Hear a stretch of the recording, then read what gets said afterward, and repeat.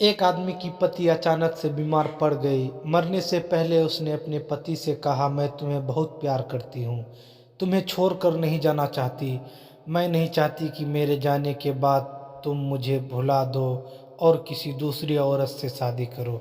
वादा करो कि मेरे मरने के बाद तुम किसी और से प्रेम नहीं करोगे, वरना मेरी आत्मा तुम्हें चैन नहीं देगी। पत्नी का भूत, इतना कहकर वो चल बसी। उसके जाने के बाद कुछ महीनों तक उस आदमी ने किसी दूसरी औरत की तरफ देखा तक नहीं। पर एक दिन उसकी मुलाकात ऐसी लड़की से हुई जिसे वह चाहने लगा। बात बढ़ते बढ़ते शादी तक आ गई और उनकी शादी हो गई। शादी के ठीक बाद आदमी को लगा कि कोई उससे कुछ कह रहा है। मुड़कर देखा तो वो उसकी पहली पत्नी की आत्मा थी। आत्मा बोली, तुमने अपना वादा तोड़ा है, अब मैं हर रोज तुम्हें परेशान करने आऊंगी। और इतना कहकर वो गायब हो गई। आदमी घबरा गया, उसे रात भर नींद नहीं आई। अगले दिन भी रात को उसे वही आवाज़ सुनाई दी, मैं तुम्हें चैन से नहीं जीने दूंगी। मैं जानती हूँ कि आज तुमने अपनी नई पत्नी से क्या क्या बातें की। और उससे आदमी को अक्षरन से एक एक बात बता दी। आदमी डर कर कांपने लगे।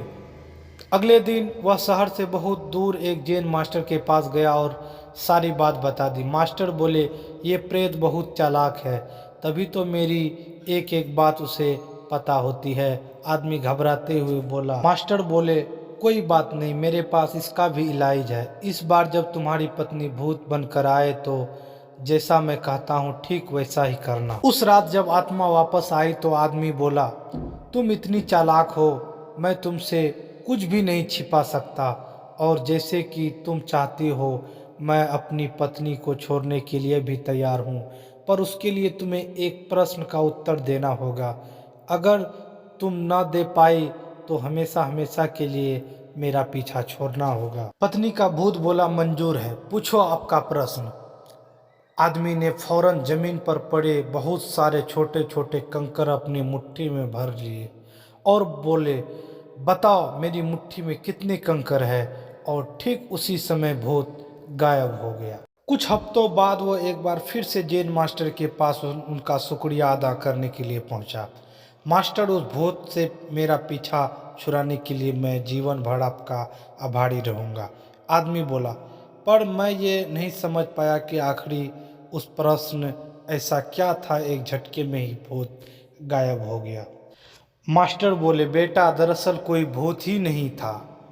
मतलब? आदमी आश्चर्य से बोला, हाँ, कोई भूत था ही नहीं। दरअसल दूसरी शादी करने की वजह से तुम्हें एक अपराधबोध महसूस हो रहा था और उसी वजह से तुम्हारा दिमाग एक भ्रम की स्थिति पैदा कर तुम्हें भूत का अनुभव कर रहा था। मास्टर ने समझाया, पर ऐसा था तो मेरी हर बात कैसे जान जाता था? आदमी ने पूछा। मास्टर मुस्कुराए, क्योंकि वो तुम्हारा बनाया हुआ ही भूत था, इसीलिए जो कुछ तुम जानते थे वही वो भी जानता था। यही कारण था कि मैंने तुम्हें वो कंकर वाला प्रश्न पूछने को कहा, क्योंकि मैं जानता था कि इसका प्रश्न तुम्हें भी नहीं पता होगा, इसीलिए भूत भी इनका उत्तर नहीं दे पाएगा। तुम्हारे दिमाग में ही उपज से छुटकारा मिल जाएगा। आदमी अब पूरी बात समझ चुका था। उसने एक बार फिर मास्टर को धन्यवाद किया और अपने घर लौट गया।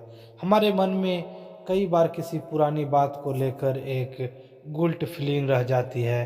कहानी में भूत का आना उसी तरह की फीलिंग एक स्ट्रमेन फॉर्म है, पर अधिकार मामलों में हम किसी पुरानी घटना को याद कर अफसोस करते हैं और कभी कभार खुद पर क्रोधित हो जाते हैं।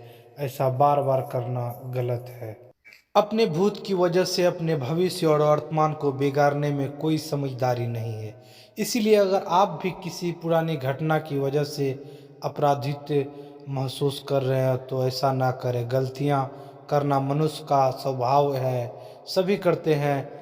आपसे भी हुई हो तो कोई बात नहीं, उस घटना को पीछे छोड़ें और अपने जीवन को समर्थ बनाने की दिशा में काम करें। क्या भूत सच में होते हैं? यह एक ऐसी बहस है जो सदियों से चली आ रही है। जहां करोड़ों लोग मानते हैं कि भूत सच में होते हैं, वहीं बहुत से लोगों ऐसे भी हैं जो भूत या आत्माओं को अस्तित्व को लेकर सहमत नहीं है। खैर जो भी है, अक्सर हमें भूतों से जुड़ी घटनाओं के जिक्र सुनने को मिल ही जाता है, और अगर बताने वाले भी कि घटना तो सच्ची होती है, तो आइए हम ऐसी ही कुछ सच्ची भूतिया कहानी के बारे में जानते हैं। अगर आपको कहानी पसंद आया होगा तो चैनल को सब्सक्राइब जरूर करें।